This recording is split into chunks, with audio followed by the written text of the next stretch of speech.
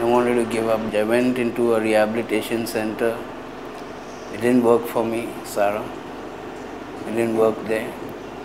I worked in that center for some time, but I was still continuing with my high-risk activities, still injecting and using drugs, till I fell sick and I reached Shalom. And I was dying in Shalom.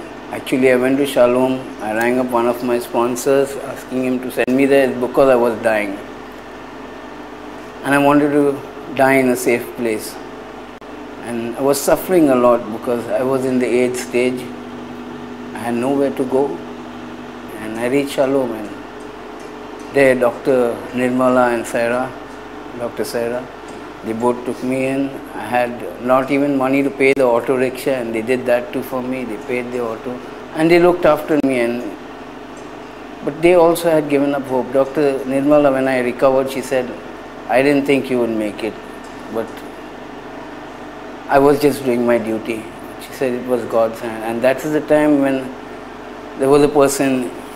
They have prayers every day in Shalom in the morning. One night I was restless and I was begging God, just take me. And He did. And I don't want to live anymore, take me away. And that morning I heard this guy praying and saying a scripture from the Bible, "You must be born again." And I said, as I told you earlier, I was laughing to myself, saying, how can I be born again? I'm dying. Yes, but I said, let me try.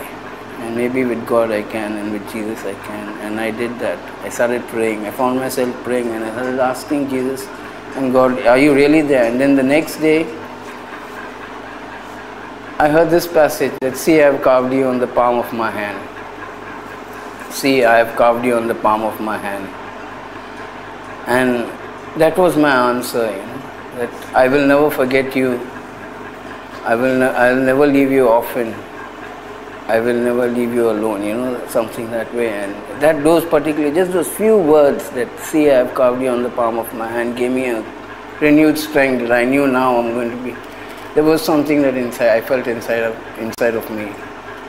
And day by day I was getting better. I was able to walk very slowly. Then they said, see, now you're better, you'll have to go. And I was wondering, where am I going to go? I have no place to go. Just then, that morning, a person from Asha Bhavan called Nicholas, he's not here, he's in the Guwahati house. He walked in that morning and he was there. And the same day, there was the boy who helped me to clear my urine pot and empty it out, he had left. He was on leave, and I was wondering who's going to help me to the toilet, who's going to clear my urinal, the pot. What am I going to do now? And Nicholas walked in and he took great care of me. And he says, I'm a drug addict like you. And I looked at him, I think he was an angel. Because that's the time I felt that God is working. And he took a lot of care of me. I was feeling hungry in those times, wanting something to eat, and he got me fruits. He started feeding me, helping me out. And he said, why don't you go to Asha Bhavan? I'm from there, why don't you come there? I said, I don't know, I heard about Asha Bhavan, but I'm not going to come there.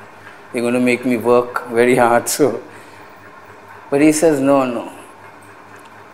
He says, come. And then I came here with him to Asha Bhavan. But when I reached Asha Bhavan, I couldn't walk. I was really sick.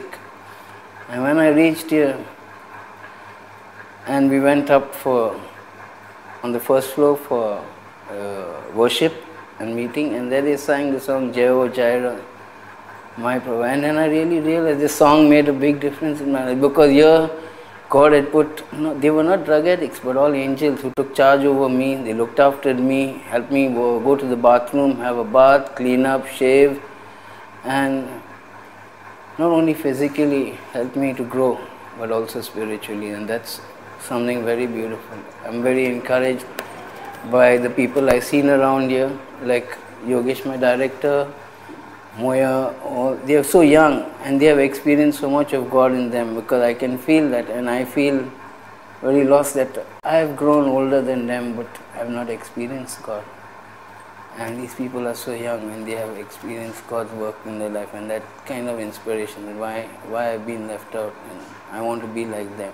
And if people want to see miracles, they can see them walking around here. We are all witnesses to God's miracle. I am one, and I believe that I am a miracle because the way I lived, my lifestyle of living, being an underworld kingpin, I have not thought twice to break people's hands or legs or destroy lives. Why should I be alive? Maybe now I know God had a purpose for me and He wanted me here to do His work. And today my prayer is, let me do Your will, Lord, and that's all. I don't want to do anything else. I don't want to be the old me.